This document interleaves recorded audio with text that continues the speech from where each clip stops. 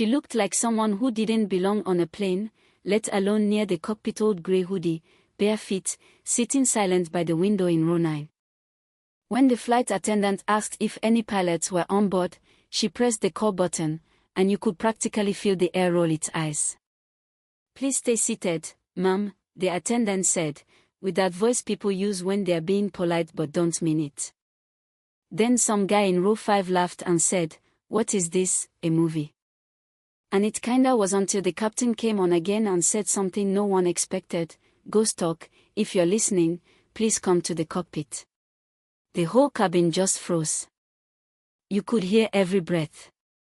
And she didn't move, not at first. Then, like she was flipping a switch, she slipped off her shoes, picked up her cloth bag, and stood up. Calm, barefoot, and carrying this small black piece of metal that looked like nothing, but felt like everything. The flight attendant Karen, I think, tried to stop her again, voice a little higher this time, heels clicking behind her. "Ma'am, this is for qualified personnel only," she said, even though nobody had qualified themselves yet. Some businessman muttered, "She looks like she got lost on the way to a soup kitchen." Another woman laughed, loud and sharp, like the whole thing was hilarious. And through all that noise, Evelyn just kept walking, bare feet, quiet on the carpet, like she was moving through fog no one else could see. Halfway up the aisle, a drunk guy stood up and blocked her. "You think you're some kind of hero," he slurred, waving his drink like a badge. She didn't even look at him, just stepped around him, "Come as you please," and kept going. Rosa, this older lady a few rows back, just shook her head and clutched her rosary tighter. By the time Evelyn reached the cockpit, the captain was already standing there. His name tag read Harrington, face drawn, eyes heavy, like he hadn't slept since Tuesday. And then this man in full uniform, middle of a flight emergency, saluted her. Sharp. Precise. Like she outranked the moment itself. She didn't say anything, just walked in. Door shut behind her. And the whole cabin. Dead silent. Now inside, the co-pilot, Derek, typical buzzcut, arms crossed, attitude like he'd invented flight, wasn't having it. "You ever flown a commercial jet?" he asked, voice full of it. Evelyn just looked at the controls, scanned the screens like she was reading an old love letter, and said, almost to herself, "Sensor drift. 6 degrees starboard." He rolled his eyes. "Right. Sure. And I'm Tom Cruise." But then she pulled back her hoodie sleeve. On her wrist faded ink. OP Echo G12. Military. Classified. Forgotten. Not anymore. Harrington saw it, and he went still. Derek missed it, still muttering about amateurs, until she pulled out this one notebook from her bag. Didn't open it, just held it like it weighed more than it should.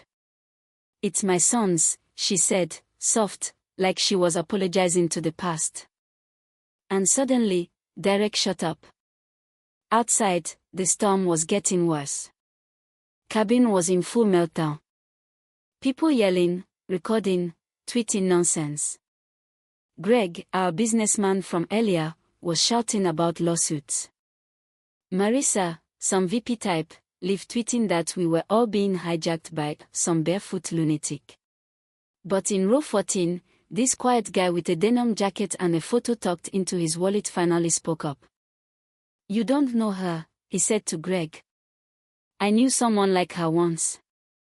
You'd be smart to shut your mouth." And that was the first time the cabin got quiet for something other than fear. Then Evelyn asked for 30 seconds of silence in the cockpit. Just 30. Harrington gave it to her without blinking. Even Derek didn't argue. She started flipping switches like she knew them better than her own heartbeat. Activated an override system that hadn't been touched in years, something called Echo Zero. The plane shuddered, then steadied. The screaming stopped. People noticed. Greg sat down. Marissa stopped tweeting. Karen, in the galley, just stared at her clipboard like it had betrayed her. And when we landed smooth, like it was nothing, media was already there. Cameras, reporters, chaos. Evelyn walked out last, bag over her shoulder, quiet as always. They swarmed her. Why didn't you say who you were? Are you still active duty? She didn't say anything until someone asked if she wanted credit. She paused, looked them all in the eyes, and said, I didn't do it for credit. I did it because once, I couldn't save the one person I loved most. And no one even remembered his name. Then she kept walking. And that's what stuck with me. She didn't need the camera. Didn't need an apology. She just needed that cockpit and 30 seconds of silence. So what do you think? Was she right to stay quiet until the end?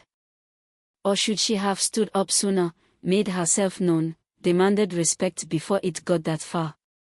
Let me know in the comments, what would you have done if the person no one believed in turned out to be the only one who could save you?